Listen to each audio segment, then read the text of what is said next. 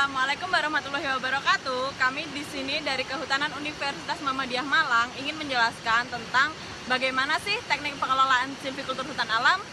Yuk simak videonya. Hai, saya akan menjelaskan sedikit tentang apa sih sistem silvikultur tersebut. Sistem silvikultur itu sering sekali dicampur adukan dengan teknik silvikultur. Sistem silvikultur itu merupakan rangkaian kegiatan berencana mengenai pengelolaan hutan yang meliputi penebangan, peremajaan, dan pemeliharaan tegakan hutan untuk menjamin kelestarian produksi kayu atau hasil hutan lainnya. Dalam definisi tersebut yang dimaksud dengan pemeliharaan adalah penjarangan pada tegakan hutan. Dari definisi itu tersebut juga dapat kita ketahui bahwa sistem silvikultur itu dibuat berdasarkan latar belakang hutan alam, sehingga dimulai dengan menebang. Sistem silvikultur adalah hutan tanaman yang ada di hutan alam. Penggantian tanaman baru yang berbeda dengan tegakan di sekelilingnya hanya terjadi pada hutan tanaman. Namun dari definisi tersebut juga, sistem silvikultur tersebut memiliki komponen yang sama, yaitu adanya komponen permudaan, pemeliharaan, dan pemanenan. Dengan demikian, jelaslah bahwa sistem silvikultur berkaitan dengan pengelolaan hutan secara keseluruhan yang didasarkan kepada tipe ekosistem hutan. Itu merupakan sedikit penjelasan mengenai sistem silvikultur hutan alam.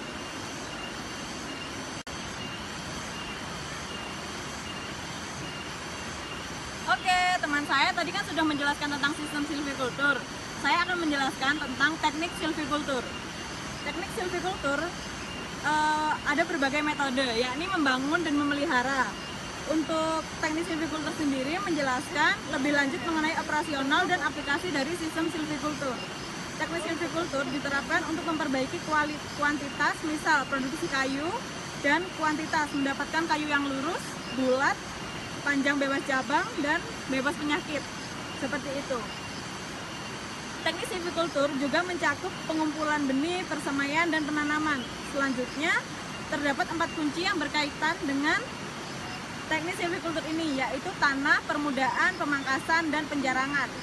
Dengan mengkombinasikan keempat komponen tersebut dan menerapkan dalam teknik silvikultur, akan dicapai produksi kayu dengan kualitas dan kuantitas yang tinggi, sehingga memperoleh keuntungan finansial yang tinggi dengan tetap memelihara kesuburan tanah sesuai dengan kapasitas produksinya. Jika sistem silvikultur memerlukan pengetahuan tentang ekosistem hutan, maka teknik silvikultur memerlukan pengetahuan mengenai faktor-faktor lingkungan terhadap pertumbuhan pohon.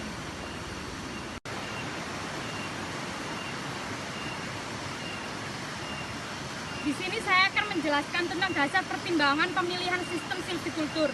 Hutan memiliki 3 fungsi utama, yaitu fungsi produksi atau ekonomi, perlindungan, dan sosial. Fungsi produksi hutan telah lama dipahami karena hutan menghasilkan berbagai jenis kayu dan produk-produk non-kayu yang bernilai ekonomis tinggi seperti getah, minyak atsiri, buah, tanaman obat, madu, hewan buruan, dan lain-lain. Sementara itu fungsi hutan yaitu tentunya tidak kalah pentingnya dari fungsi produksi, walaupun banyak orang belum menyadarinya. Untuk memenuhi fungsi lindung dari hutan, maka hutan harus dikelola untuk sedemikian rupa untuk membantu pengendalian erosi dan longsor, penyediaan air, menyediakan habitat bagi tumbuhan dan satwa liar. Dengan mengabaikan fungsi lindung hutan ini, berpotensi menimbulkan kerugian yang mungkin jauh lebih tinggi dari nilai hutan, khususnya kayu.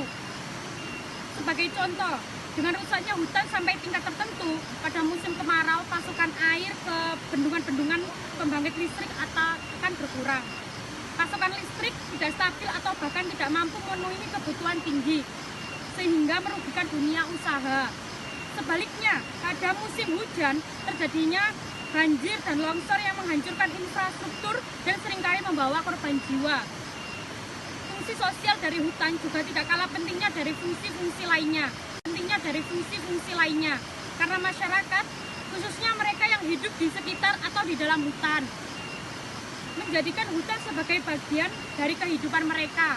untuk berburu, mencari kayu, dan memenuhi bahan-bahan untuk upacara-upacara adat mereka. Dari segi kondisi fisik hutan atau tingkat kerusakan hutan di Indonesia saat ini, hutan dapat dikelompokkan menjadi hutan primer yang relatif belum terganggu dan hutan sekunder yang telah terganggu dengan tingkat kerusakan sedang atau berat. Hutan sekunder dengan tingkat kerusakan sedang ini contohnya seperti hutan-hutan yang ditinggalkan setelah dilakukan penebangan dengan sistem tebang pilih. Di hutan-hutan ini masih banyak ditemui jenis-jenis pohon komersial dengan diameter kurang dari 50 cm dan juga pohon-pohon bukan komersial yang berdiameter besar. Semai, pancang, tiang dari jenis-jenis pohon komersial masih banyak tersebar di hutan tersebut. Untuk hutan sekunder dengan tingkat kerusakan berat, ini digambarkan dengan kawasan hutan yang tinggal dan ditumbuhi semak belukar, bahkan telah menjadi padang alang-alang. Sekian materi singkat yang kita sampaikan. Terima kasih sudah menyimak videonya. Sampai bertemu di video selanjutnya. Bye.